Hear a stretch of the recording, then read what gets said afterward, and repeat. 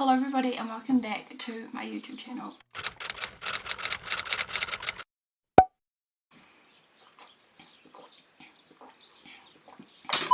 Today's video I'm going to be going over my birth plan for you guys. I guess I will just include this as part of the pregnancy series that I had going on. I'm going to go over my birth plan. I've been wanting to do this for a while but didn't really feel like it was the right time to do the video, and now I feel like it is the right time to do the video. So today's the day that I'm going to finally get this video done. Maybe in the future I'll want to look back on it and see what my birth plan was, and maybe other people find this interesting to watch other people's birth plans. Personally, I tried to find a birth plan video because I didn't know what to include and I couldn't really find a lot. I did a lot of research. I've written mine down all in just this book I got from Kmart, and I've dedicated it kind of just to all baby things. If you would like to follow me on Instagram, my Instagram is here and my other social medias will be linked down below in the description box. This will be a talking type of video, so I suggest maybe just get some food, get a drink, or just do something while you're listening to this because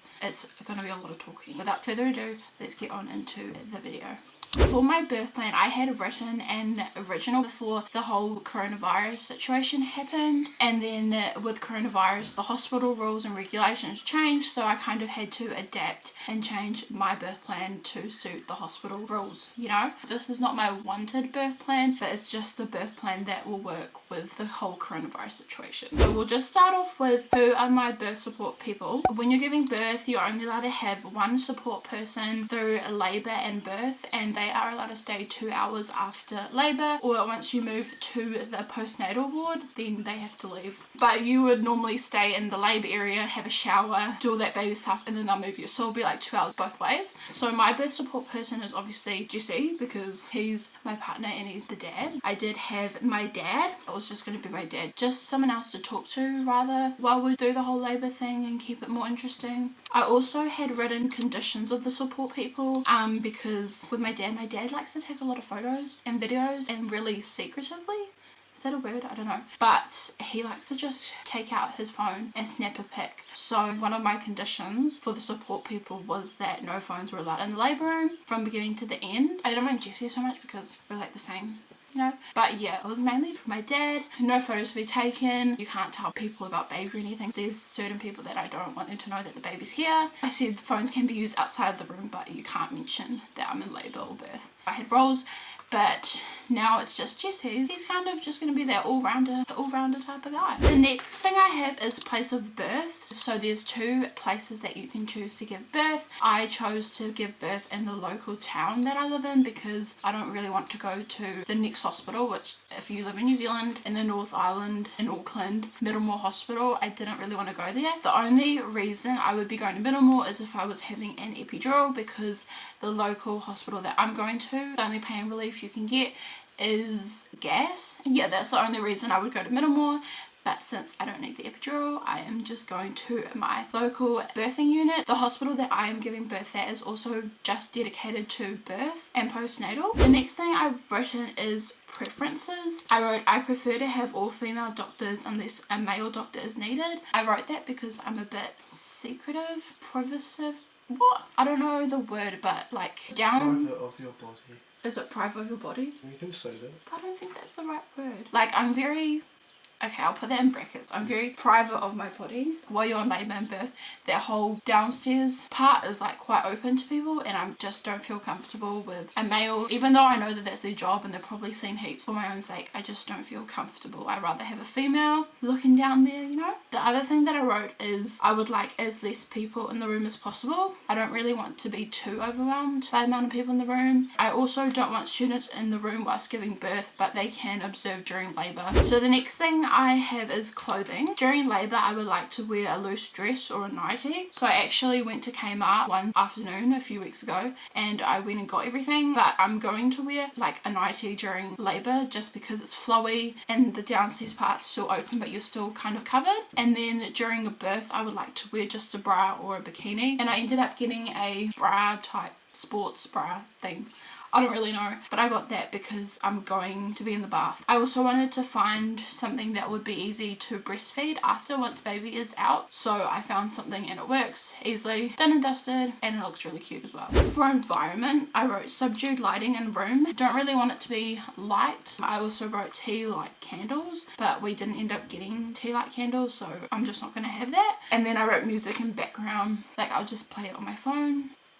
And yeah, the next thing I have is fetal monitoring. Doppler is preferred, and that's pretty much the thing that they use when you're at your midwife appointments and they check on the baby in your tummy. It's pretty much that. I would like to avoid continuous or internal monitoring, and if possible I would like to avoid a vaginal examination because, like I said, I'm very private of my body, and if we don't have to go down there as much, then that's great, but I mean if we have to, then okay. The next thing I have is induction. So I wrote, I am okay with waters being broken to induce labour, and I'm okay to try different methods recommended by my doctor to induce labour. So that is if I need to induce labour. Personally, I don't think that will ever happen, but you never know, it could. Then I wrote photos and videos, but since it's only going to be me and Jessie, the whole photos and videos thing doesn't really matter to me anymore because it's just going to be me, Jessie, my midwife, and the doctors. If people want to take photos, they can take photos because they're not going to go anywhere else out of the room. But I was going to bring my camera, this camera, but I'm thinking I might just take my camera and then take photos of her by myself, and then maybe the doctors can take some on my phone with me, Jessie, and the baby when the baby's just born. For pain relief, I wrote no epidural, natural methods such as breathing, relaxation techniques, changing positions, bath, shower, heat, massage, and movement. The only medication wanted is nitrous oxide. I don't know if I said that right, but that's gas. The main pain relief that I'm using is the birthing pool, and that's how I really want to give birth in the water. And then with giving birth in the water, you can't have an epidural. You kind of have to choose which one you want. You could always go shower and then epidural, or bath then epidural. I just don't want to go to Middlemore, and I don't really want to have epidural, so I'm just staying at my local hospital with the bath and gas. I have birth equipment. I said I would like to use a Swiss ball. I was going to bring mine from home, but they do have Swiss balls there, but I'm just going to email my midwife because I don't know if the whole coronavirus might have changed it or something. I don't know, like for sanitary reasons, I don't really know, so I got to message her. And I also said birthing pool, that's a type of birthing equipment. The next one I've got is tearing and episiotomy. I don't really know how to say that. I would like to avoid any episiotomy unless it's an emergency. I think that's cutting down there. Yeah, not too keen on that, so obviously I want to avoid it. I also said I would like guidance on when to push or not to push to avoid tearing down there. During labour, I've written I would like to be able to move or walk around freely. I would like to eat and drink when I want to. Me and Jessie actually went and got snacks today. I shouldn't really say me and Jessie, I should say Jessie and I. But Jessie and I, we went and got snacks today because 1, you can't use the vending machines at the hospital. 2, you can't leave once you're in the hospital, and they do provide you with breakfast, lunch and dinner, but if I get hungry in between, or I don't like the dinner, don't like the lunch, don't like the breakfast, I still have food to snack on and eat, if you know what I mean. I said I would like mother directed breathing down and not forced, which is pretty much, it's not forced pushing. You push on your contractions and you can kind of breathe them down. I don't know if that makes sense, but and then I also said please remind me to drink and use the bathroom because you need to stay hydrated, but then through that time lots of people have said that they forget to use the bathroom. So the next one is delivery. I would like directions on when to push and not to push. I would like help on which position is best if needed. If I am demotivated and giving up, mirrors can be used to show me baby. They have a mirror and they can show your ding dong like in the mirror. I didn't really want to see the baby's head coming out down there, but if I'm feeling really demotivated and tired, then I'm like, okay, yeah, show me the mirror. So then I'll just be like, okay, she's there, push, she needs to get out. If assisted delivery is needed, please use Venthouse instead of forceps. I've kind of forgotten because I wrote this birth plan like a month and a half ago, but I think Venthouse is when it's a tool that sucks into the baby's head, so if I need help with baby coming out, they can pull it out instead of using forceps, which I'm guessing they would kind of like go like that and then pull. Forceps, not happening.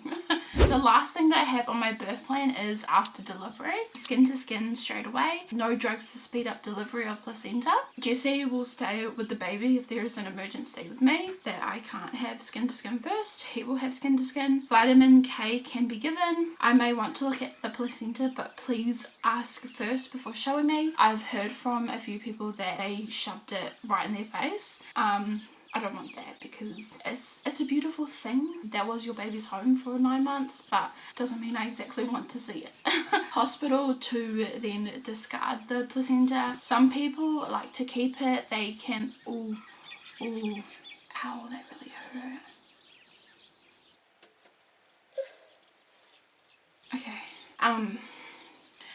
Some people like to keep the placenta because they either decide to grow a tree over it or they like to put it in land. Some people also keep it in their freezer for many years. I'm not really about that type of life, so the hospital can just discard the placenta. I don't want to keep it. She said if he wants it, he doesn't want it, so no, it's going.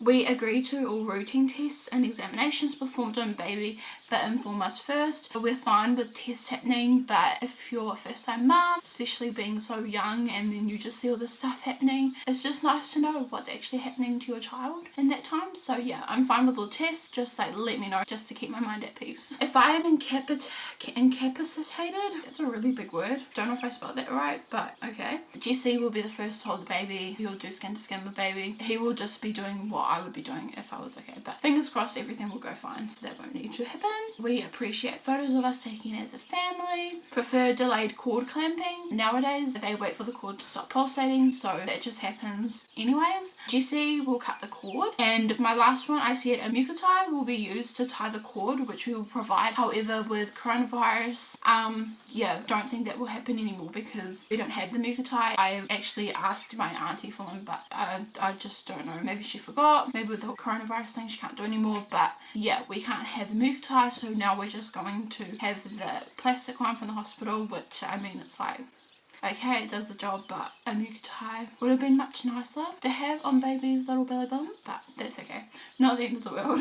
So that's my birth plan. I thought I would quickly just go over my hospital wishes that I had for visitors if they came to visit. Obviously now it's not needed. This is what I said. I said, we will announce when we are ready for visitors, so please carry on with your day until you get a text saying we are ready. I was originally going to make a whole group chat with the people for the hospital visitors on Facebook, and once we had the baby we were ready, I was going to send out a announcement thing. I don't know if I still have it saved on my phone. I'll have a look. If I do, I will insert it here. With that message sent out, I had also created a little design thing of just rules, you know, just basic rules before they came to visit the baby. If I have it, I will insert it. I will just tell you guys the rules that I made. I made 10. Rule number 1, please don't visit if you are sick. Number 2, please do not kiss the baby. Number 3, please wash your hands, sanitize before holding the baby. Number 4, do not smell like smoke or strong perfume. Number 5, if baby needs to be fed, please leave the room. Number 6, no photos taken. There is a personal camera you can use. I did that because I didn't want people to post photos before we did. So I just said personal camera, we can get some snaps of you on there. But for now, just don't take photos on your own devices. You have a whole lifetime to do that.